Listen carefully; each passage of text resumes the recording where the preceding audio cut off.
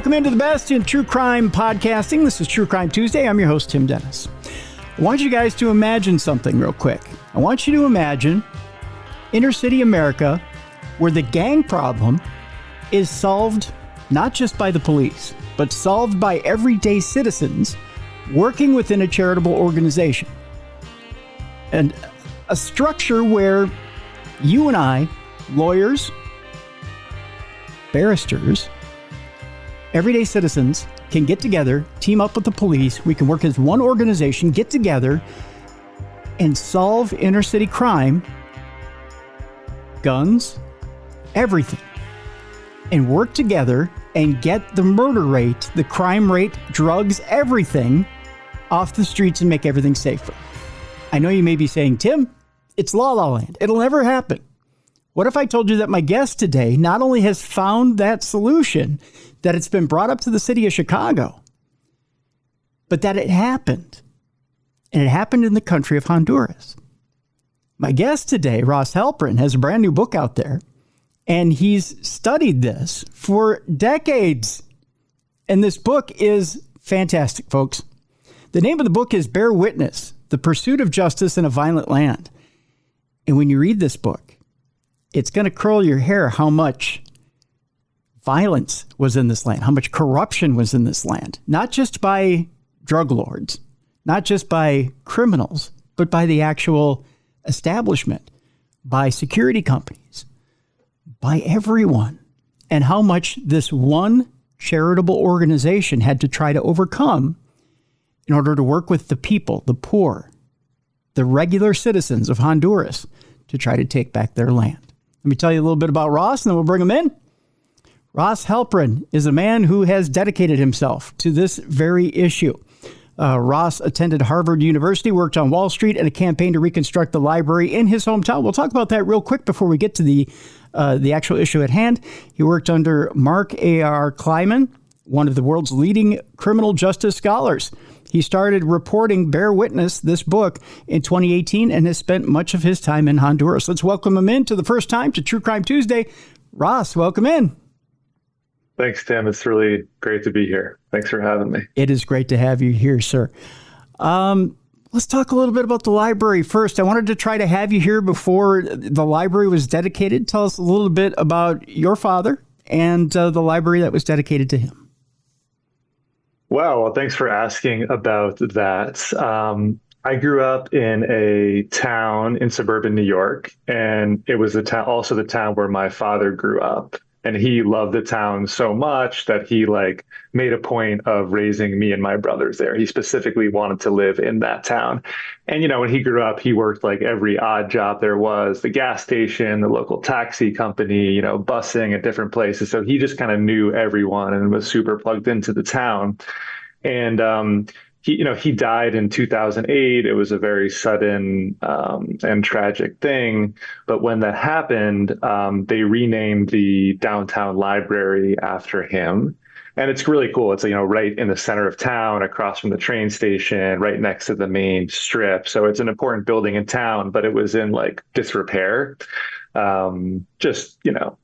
Super old building, not arranged in a nice way. So we, at that point, started a campaign to revitalize it. And, it took 7 years, which is about how long this book took me.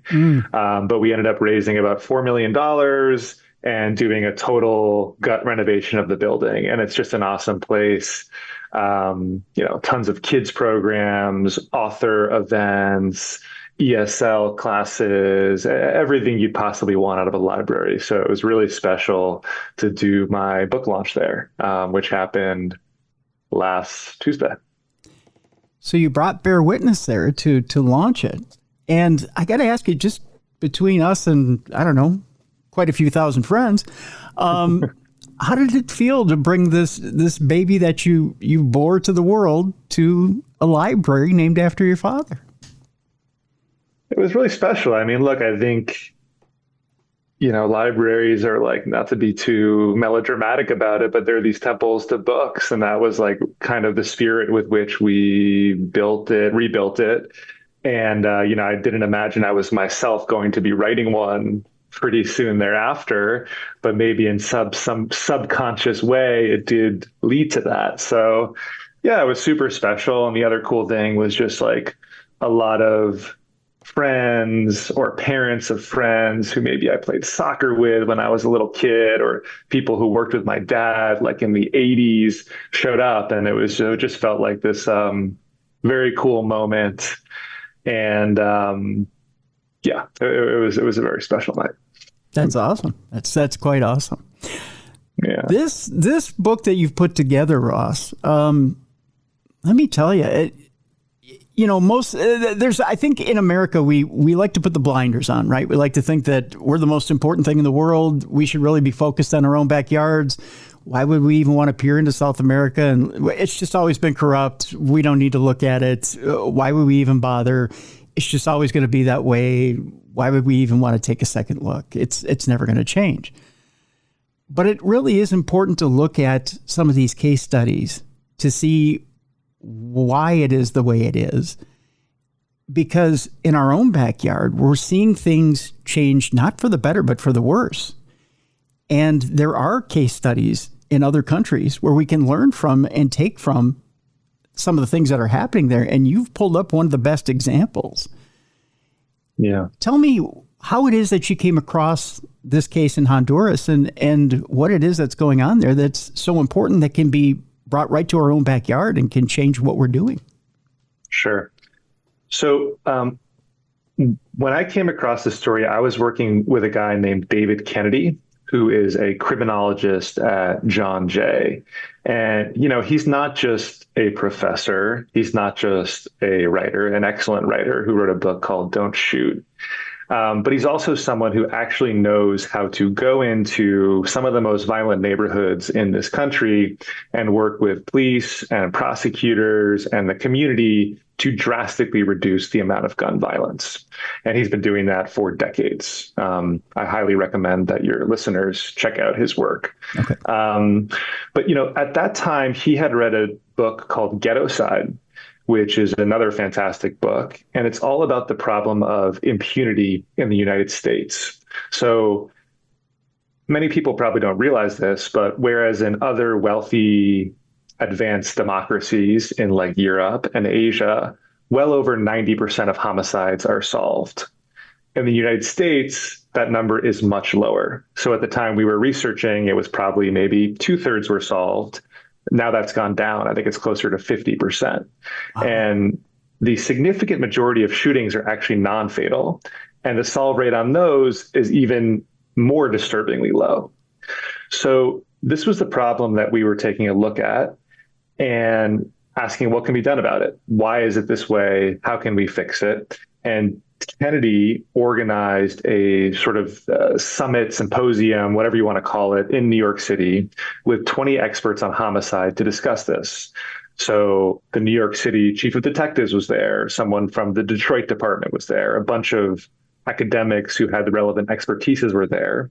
And Kurt Verbeek, the guy who ended up being the subject of my book, was supposed to be there, but because of some turmoil happening in Honduras at the time, which is something I described toward the end of the book, he couldn't leave. So he video conferenced in and he gave this, 15-minute PowerPoint presentation about what they had done to solve the problem we were looking at, impunity, and not just solve it anywhere, but solve it in one of the poorest, most dangerous, most lawless places in the hemisphere. So in an even more extreme environment than, say, certain parts of Chicago. So I was really fascinated in this concept that they had tried.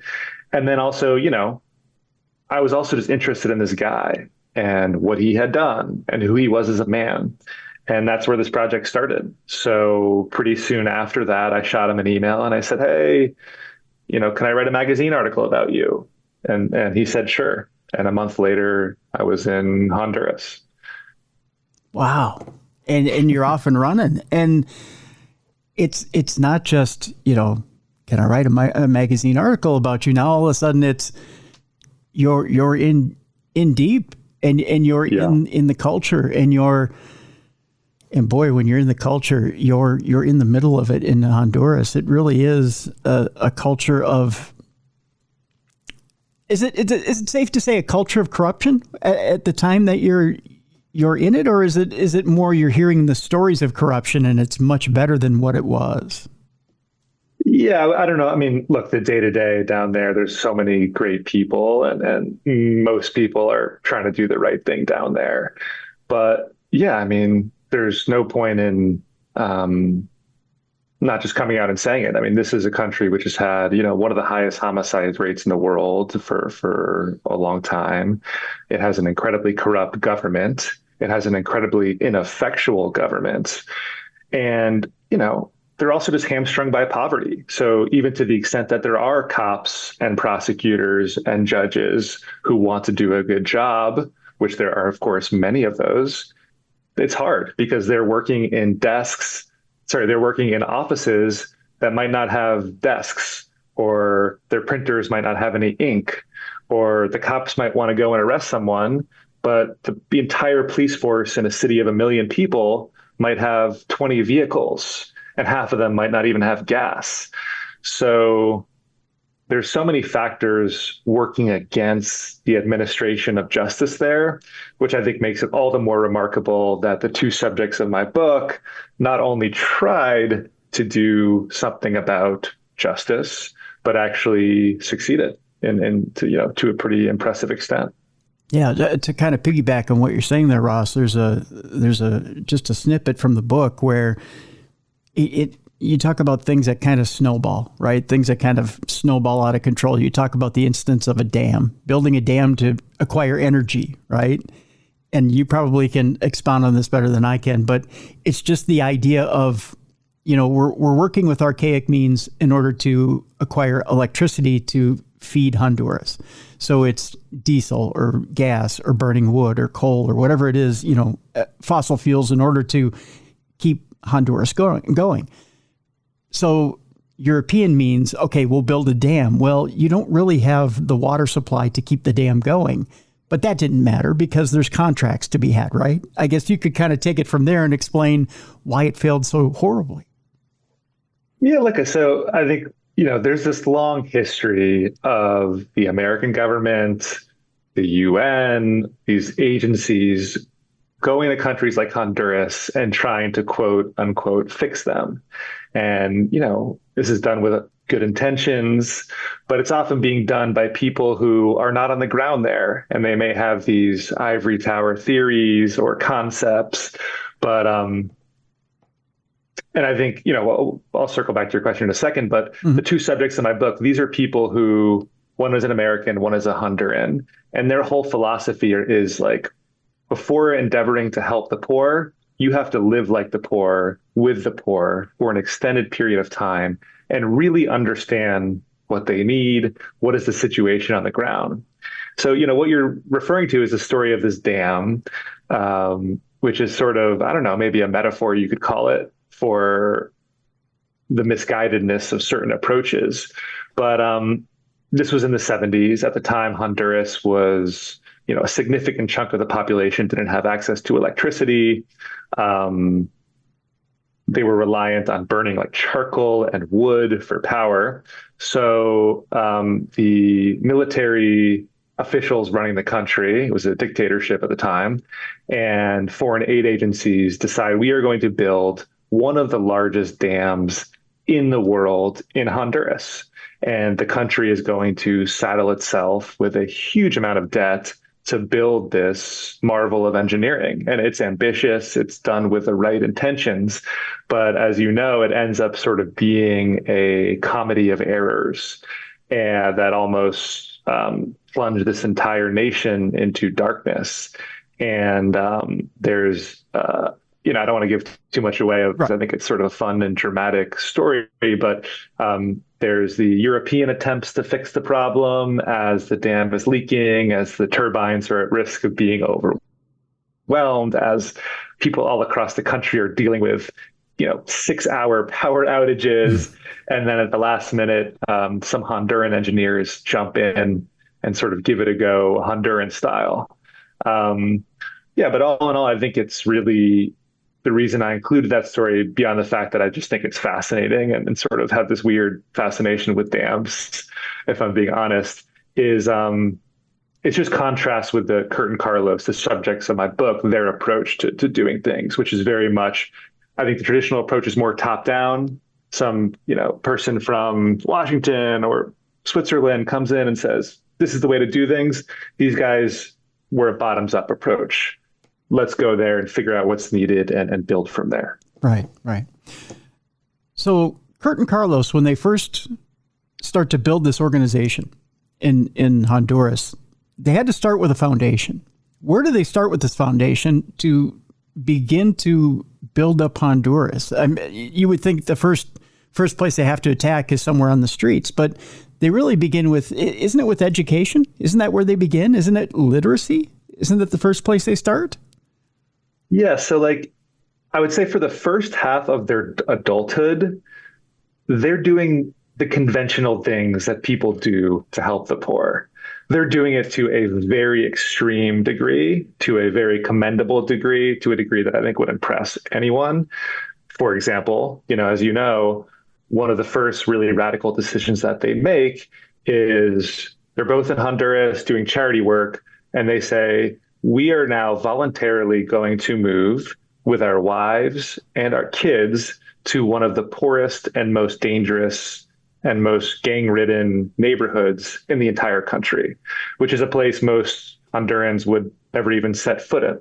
So they move there, and as you say, they're doing the typical things that people do to help the poor. Carlos builds a school. He's running a micro lender.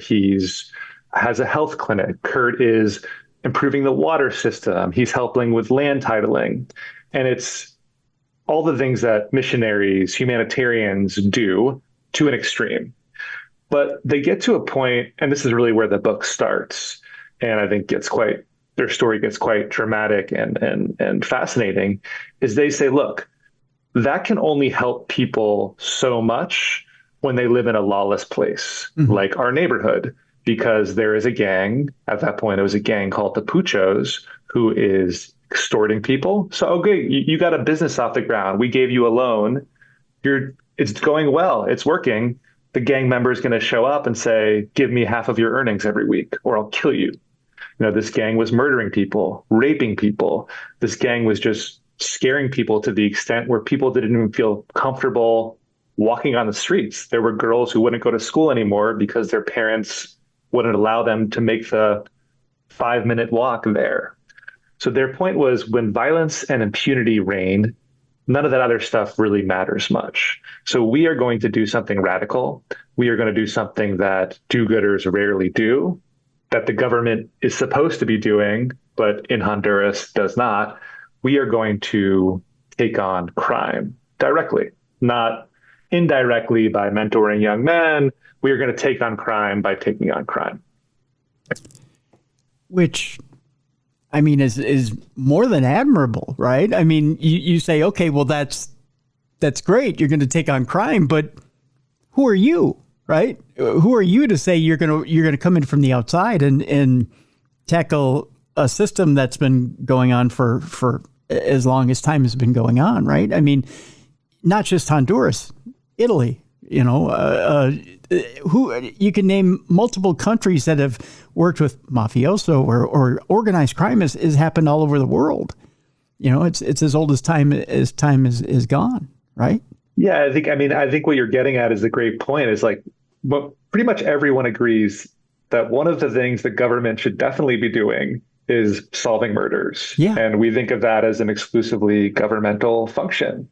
But one of the things these guys realize from being in the thick of things for so long is, if you take a step back and really think about it, the most important aspect of reducing crime is really solving homicides and punishing murderers.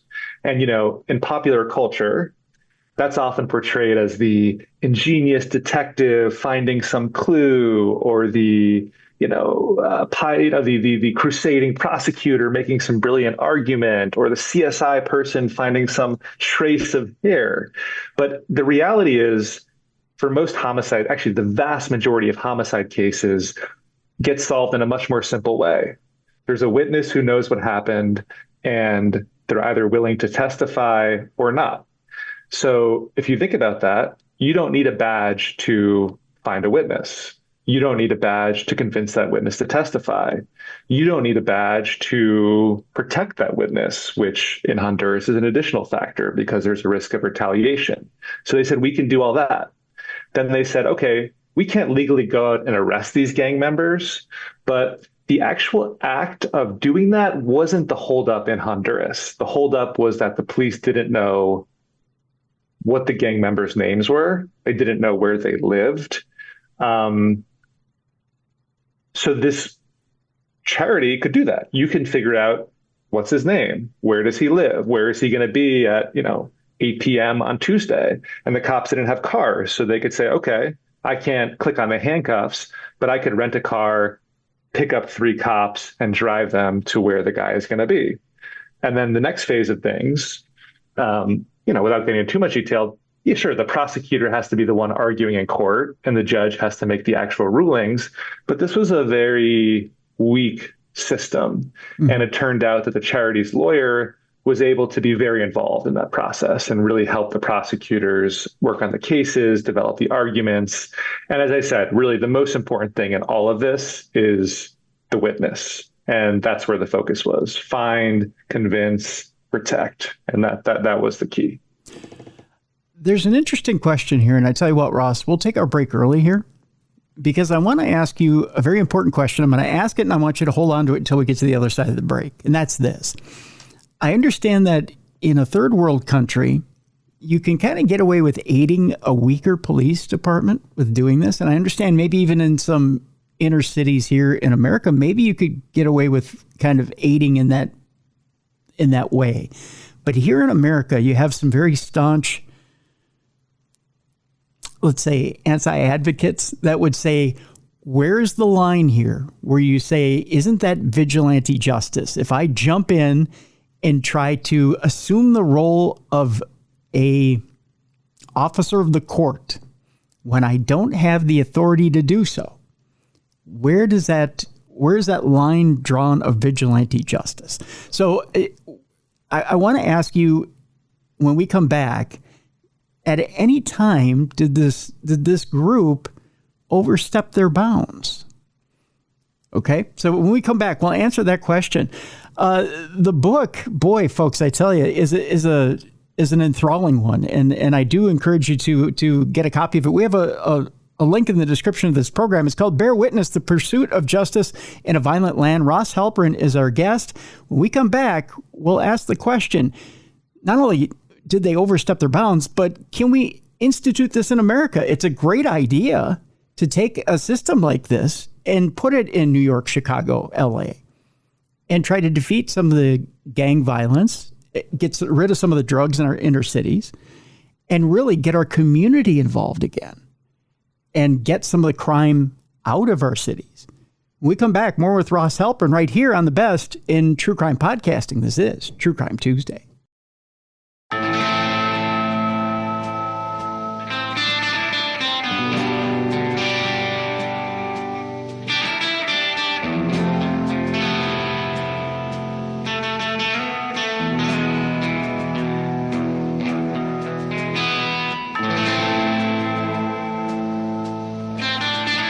Welcome back to the best in true crime podcasting. This is True Crime Tuesday. I'm your host, Tim Dennis. My guest is Ross Halperin. The name of the book, Bear Witness: The Pursuit of Justice in a Violent Land.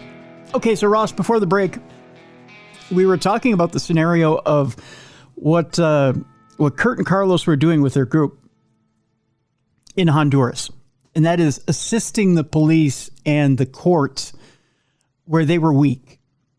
Being able to take 3 policemen in a rental car to where these suspects would be, giving them the name of some of these gang members, helping with lawyers in courts, helping prosecutors with certain things, maybe with briefs or whatever they need in order to get some of these, whether it be gang members or suspects or whoever it is, prosecuted through the system and getting them where they need to be in jails, right? Here's the question I left you with. At what point, and especially here in America, if we try to institute the system in America where charities are helping, or charitable organizations are helping. At what point are we crossing that line here in America? Because there's some, I want to call them anti-advocates, where they say, wait a minute, this isn't an officer of the court. This isn't somebody who's appointed. This isn't somebody who works for our system. At what point is this vigilante justice? At any time did Kurt and Carlos's organization cross that line and become a vigilante? Yeah, I mean, so this is what I think makes the story interesting, is that as soon as you wade into this world, you're now in these morally gray, you're in these gray realms where you're making compromises relative to what your ideals are.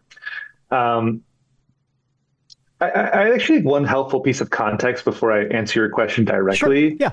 is that, like, in a place like Honduras, there is, when you have as much crime and impunity as there's a lot of vigilantism, and not the type of sort of quasi pseudo vigilantism we've been talking about, but covert detachments of police officers who go into neighborhoods and execute suspected gang members, members of the community who take up arms and, maybe protect their block, or other ones who take it a step further and hunt down members of the gang and murder them. So that happens a lot. And I think that this program was in some ways a reaction to that. Kurt and Carlos, first of all, I should say, a lot of people in Honduras do support that kind of stuff because they say, what else are we going to do? The police aren't doing anything. That's the only option. And Kurt and Carlos said, no, we don't approve of that. That is wrong. That is evil. We're going to try to find something in the middle. But you're 100% right. I mean,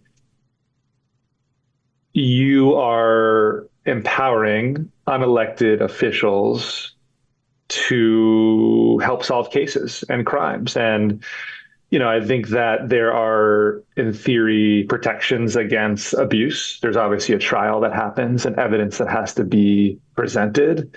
But, one thing that happens in the book, and this won't surprise anyone, is when witnesses are convinced to start stepping up and testifying against a gang, people get hurt. So if I'm some charity, I'm not a sworn in cop, and I just convinced a witness to testify against the gang member, and that witness gets hurt, have I done something inappropriate? Have I crossed a line I shouldn't have? Or was that just something that needed to this is a risk that people need to take in order for the neighborhood to be safe? And I think, these ethical questions aren't just abstract. There are people even within the charity ASJ, or in Kurt and Carlos's orbit, who question the program.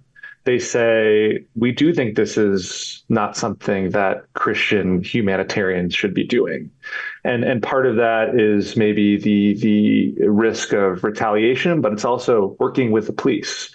Because the police down there, the police force down there is corrupt and doing bad stuff and stealing jewelry from homes when they go inside of it.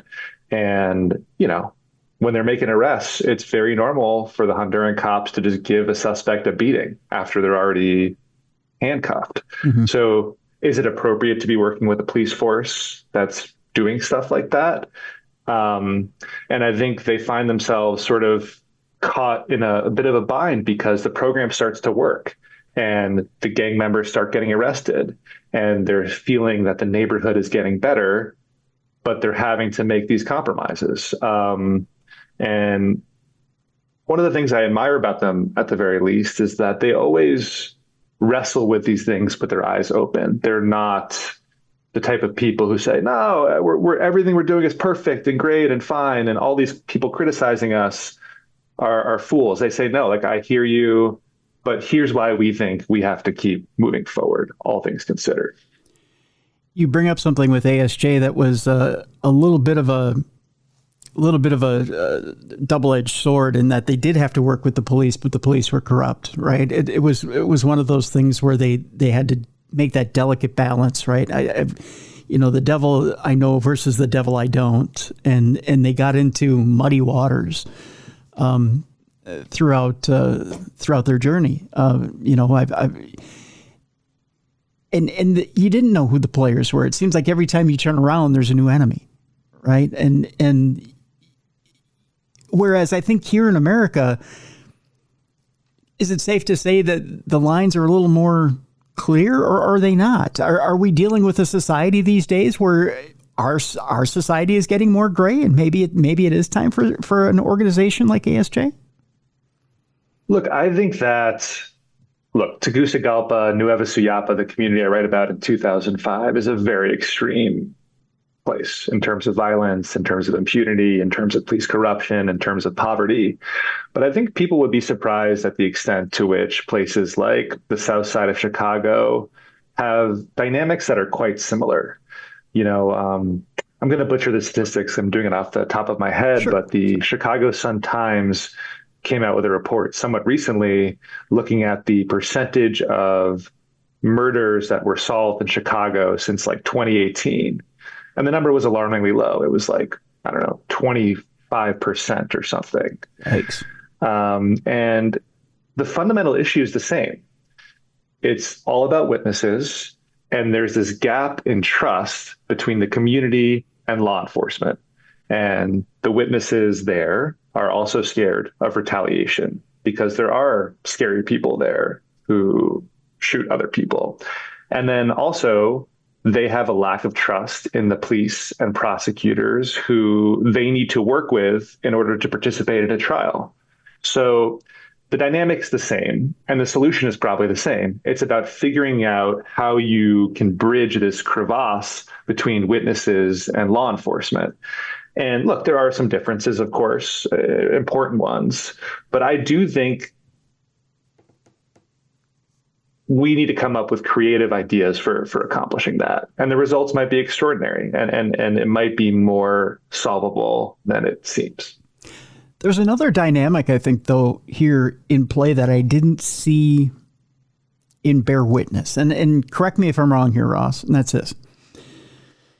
I think in inner city communities in the U.S. versus maybe Honduras, there is a second and maybe even a third thing at play here. And let me play this out, and then I'll throw to your expertise. There's this criminal self-policing that goes on at times. So you may not be able to, in the inner city, you may say like snitches get stitches, right?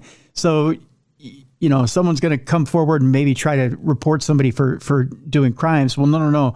I can go to the local mafioso, or I can go to the local drug lord who may be overseeing his people or taking care of his people, so to speak, and go, listen, or the humanitarian drug lord, I'm using air quotes if you're watching the video, I know it's an oxymoron, and say, hey, even though you're damaging my community, I know that, there's a kitty rapist out here that's doing harm to all the children in the community, and say, we go take care of this guy because the cops won't take care of him. And that guy's got his finger on the pulse of the community. He'll go take that guy out, and he'll do it faster than the cops.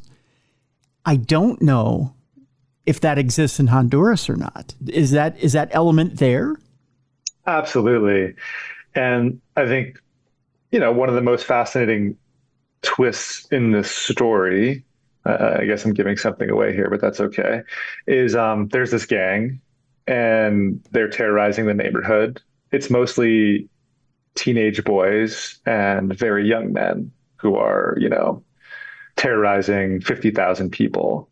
And as Peace and Justice, which is the name of Curtin Carlos's program, is getting going and starting to have some success, as you say, there's a parallel thing happening, a parallel solution to crime. And it's a guy who's from the neighborhood, who was in the military, whose father was essentially bludgeoned by these kids because the father was a security guard, so he had a gun. And one of the things this gang was very systematic about was confiscating guns from people in the neighborhood. So after they beat the crap out of this guy's father, he goes, fuck it, I'm just going to start taking these kids out. And he starts murdering them one by one. And it becomes pretty clear that this is not just a person who's sort of against the ropes and defending himself and his community. This is a person who seems to enjoy murdering teenage boys. And he does it with gusto. He does it with style. He does it almost to showcase his cruelty. And the remarkable thing is people in the community adore him. A lot of people say, look, this guy is a hero because what Kurt and Carlos are doing is totally clandestine. It's secret. And they're seeing the gang weaken and weaken and weaken. And they're seeing this guy kill gang members. Something pretty admirable about Kurt and Carlos in this program, I think, is they say, look, this guy is technically an enemy of our enemy, but we do not approve of this. This guy is as bad as the gang members, if not worse. So he becomes, as you say, sort of the second enemy that they try to take down. And it's very complicated. I mean, speaking about witness intimidation, in the case of the gang, it was a little bit abstract. Whereas in the case of this vigilante, I mean, he would murder someone and then he would show up at their wake or burial with an assault rifle and tell everyone there, if you testify against me, I will kill you. He wasn't even above stuff like that. So I think you're right. This is stuff that happens in all of these neighborhoods. And whether it's gangs or vigilantes, there's always an element of, oh, we're just protecting the neighborhood and we're going to step in where the police won't. Do you think, as far as I want to compare and contrast again between Honduras and America, do you think that there would be receptibility here in America to, as far as police departments go, to setting up like ASJ or a Guardian Angels type program where you would have an organization like this that would come in each city, each inner city, and set up an organization like this? It's a fascinating question. I would love to know the answer to that. I mean, you obviously don't need permission to start finding witnesses to a crime. I mean, it's funny because in the true crime community, I do think there has been this rise in, these very serial killer cases or cold cases, people stepping up on the internet to try to solve them. But you don't see people doing that as much for like ordinary course gun crime in cities. And do I think so anyone, I guess, in theory could start doing that, as long as they don't break laws like harass people or arrest people, yep, or intimidate people. But I think one of the secret sauces to the success of this program was they hired a private eye who was a former soldier, but really someone who had a sort of cops mentality, a cops approach. And he was able to convince senior members of the police force to work with him. Mm-hmm. And I think that was a matter of recruiting the right person. And these cops were happy, it was an open question, like, were they going to want the help or were they going to feel like someone was stepping on their turf? And it turned out that because he was a person with the right background and personality, and because he was bringing witnesses and evidence and intelligence to them, a number of them were very happy to work with him. And it's not just the cops, it was the prosecutors too. Because I'll just add one more thing to that. I think, people think of these countries and they go, oh my God, all the corrupt cops and terrible prosecutors. But Kurt and Carlos said, no, like, we believe that there's good ones in the criminal justice system, and we just need to find them. And they do want to do the right thing. They do want to solve crimes. They just don't have the resources. And so they were able to find people who they could work with. Because here's my thought. An organization like this would be a perfect place for someone who's a retired prosecutor or a retired cop, if they want a place to land after they've retired, to come in and help, right? A place for them if they're kind of itchy, getting the kind of the itch to want to be in, but not all the way in, to not put themselves in the danger of fire, but at the same time be helping out and wanting to solve cases. It's kind of the perfect stopgap, right? Yeah, I think that's the idea here. And I think, the magic, they have to have skills on the other side too, right? Yes. Yeah. These have to be people who can connect with, a woman who just lost her husband and is terrified and doesn't trust the police. So you have to be someone who could sit down with that woman, gain her confidence, hear her out, work with her over months or years to participate in this process. And I think one of the most fascinating turns in this story is eventually Kurt and Carlos come to realize that this whole witness protection thing, it's not just a matter of keeping them safe from retaliation. It's also a matter of their psychological and emotional well-being, because they have to maintain their resolve and frankly sanity over a period of months or years when a dangerous gang member's Achilles heel is essentially their mouth.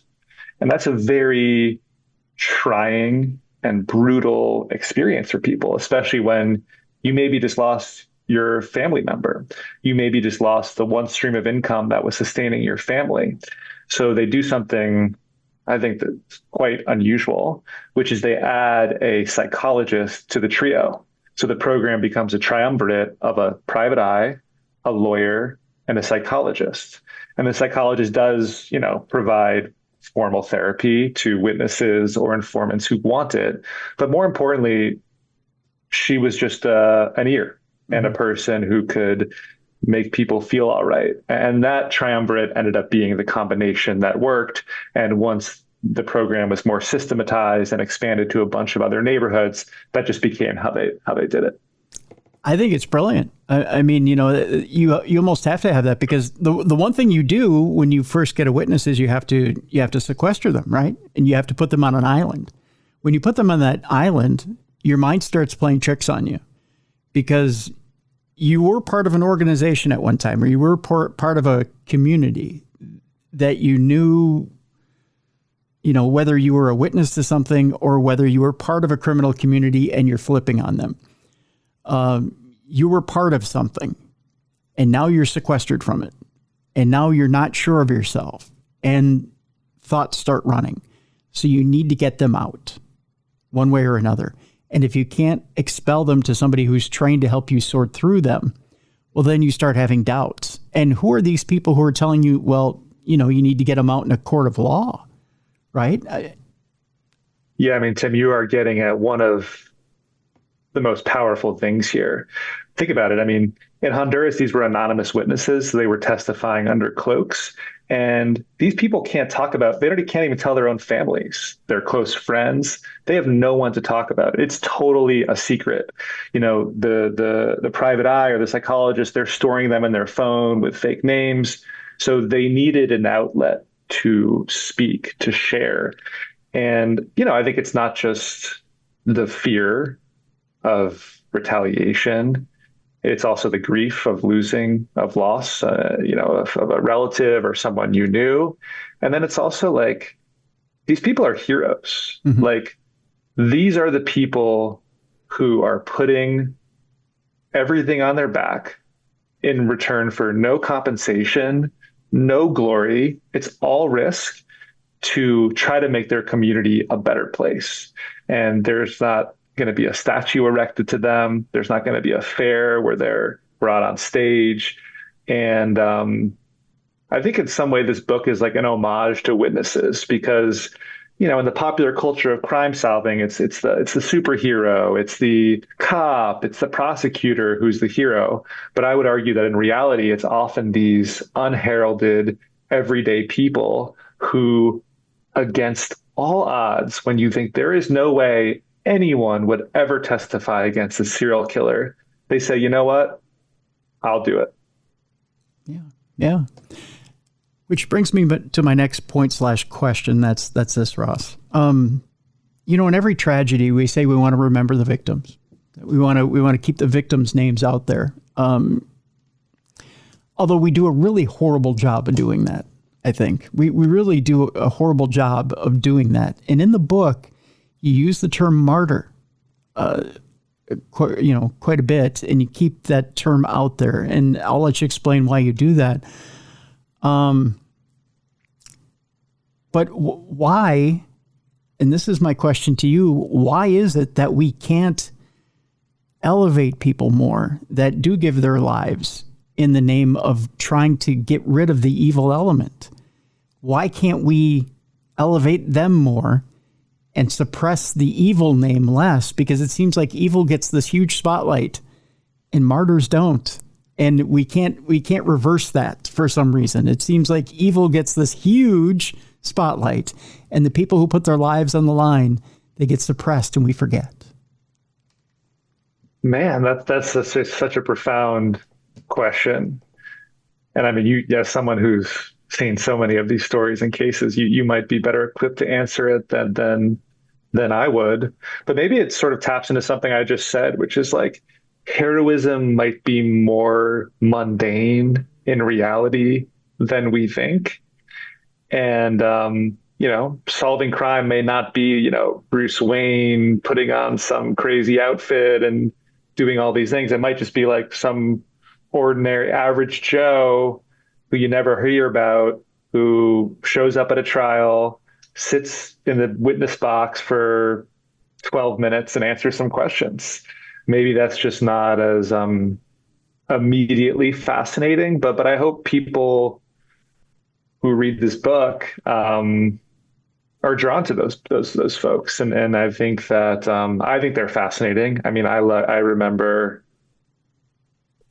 I want to be careful, like not to reveal too much, but I remember just like there was an interview I had with like a guy who, was working probably one of the lowest rung jobs you could possibly work in, and even in Nueva Suyapa, and we were talking about something else.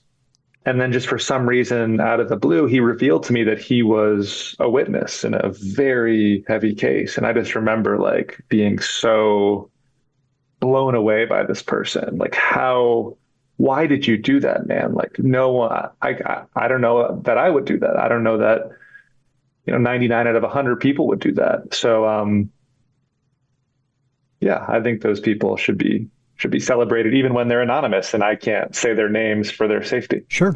And you shouldn't, right? I mean, the idea is to keep them safe first and foremost above all else. And that's kind of the horrible thing out of this, right? They took such a chance, they should be celebrated, but at the same time it puts them in the firing line, right? It puts them in danger. Yeah. Yeah, and I think as you know, in the second part of the book, in the first part of the book, you see these two characters pushing bravery to a really extreme level, and to some extent, like getting away with it in the sense that they and their families and their staff didn't get hurt.